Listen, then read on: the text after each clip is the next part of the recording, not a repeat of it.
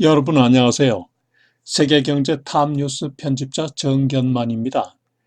제가 지난주 싱가포르에 다녀오느라 위클리 토픽스 오브 글로벌 이코노미를 방영하지 못했습니다. 오늘 대신 Current Issues of Global Economy란 제목으로 두 건의 뉴스를 발췌 소개하겠습니다.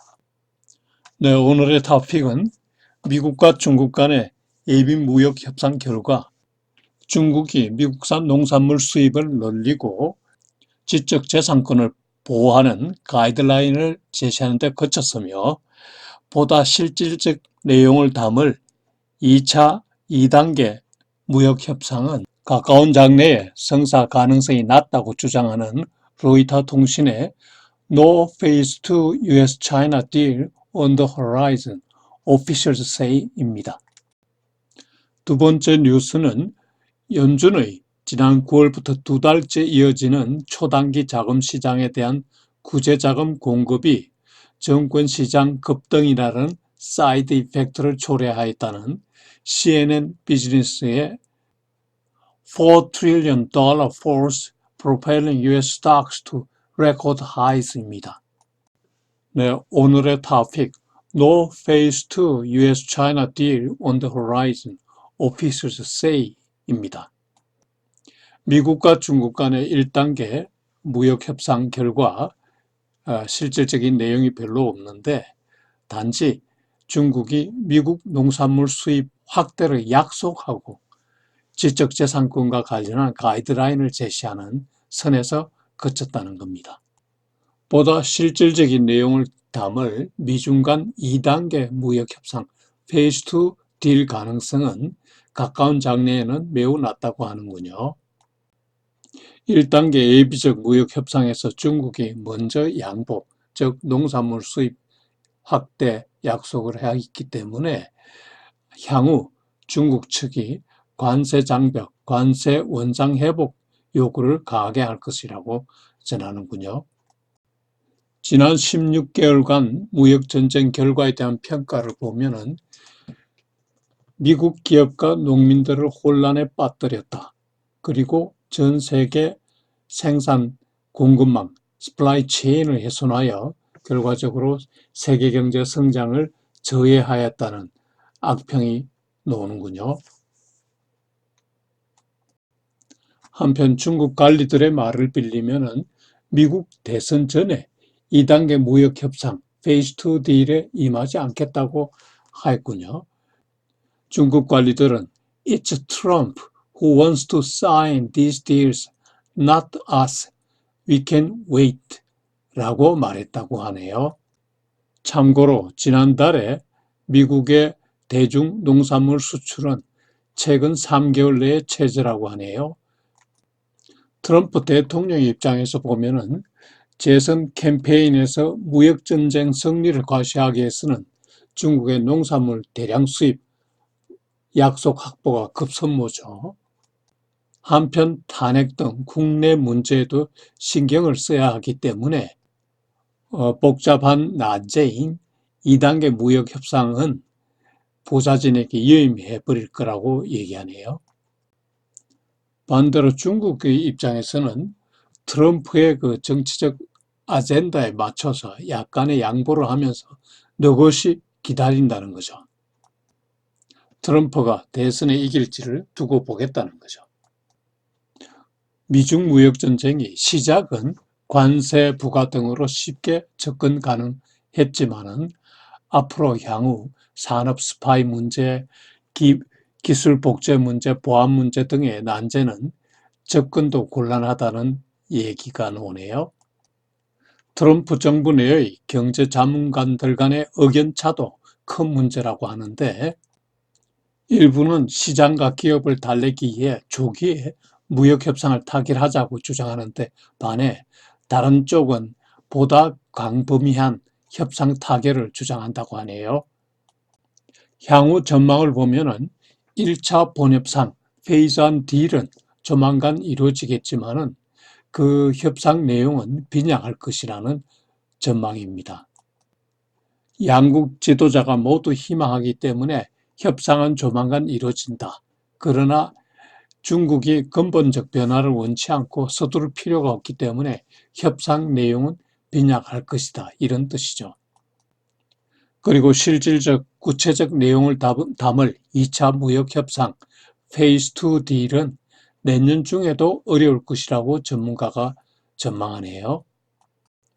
한편 미국은 중국을 압박하기 위해서 우방격의 협조가 필요한데 우방국들은 이를 기피하고 있죠. 이유는 미국이 너무 일방적으로 행동하고 있고 그리고 이들 우방국과 중국 간의 상호 투자 관계가 있기 때문에 미국과 이해관계가 다르다는 거죠. 트럼프 대통령의 일방적 독선적 외교가 큰 문제를 야기하는 한 예라고 생각됩니다. 네, 오늘 두 번째 뉴스 $4 trillion force propelling US stocks to record highs CNN 비즈니스 보도 내용을 보시죠.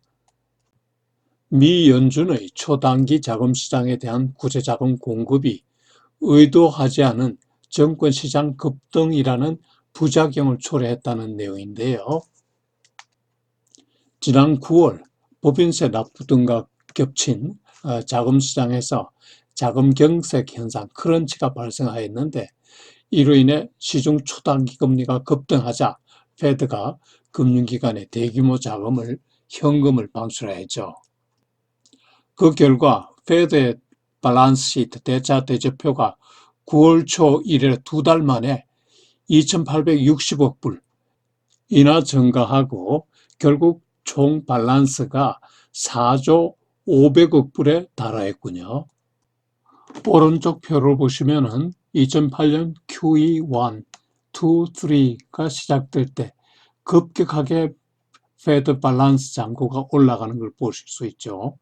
그러다가 4조 약 5천억 불대에서 쭉 몇 년간 지속되다가 재작년 10월부터 페드가 보유하던 국채를 시중에 내다 팔면서 밸런스 잔고가 쭉쭉 떨어져 왔죠. 그러다가 금년 9월에 자금 경색 현상이 일어나자 재차 유동성 공급을 위해 채권을 사들이면서 밸런스 잔고가 다시 올라가게 된 거죠. 그런데 페드는 이런 현금 투입에 더해서 내년 봄까지 월 600억 불의 국채 매입을 약속하였는데 이게 주식시장 급등이라는 부작용을 발생시켰다는 거죠. 그런데 페드는 이번에 채권 매입이 사실상 QE와 유사함에도 2008년 금융위기 때의 채권 매입 프로그램의 회기는 아니라고 강조하네요.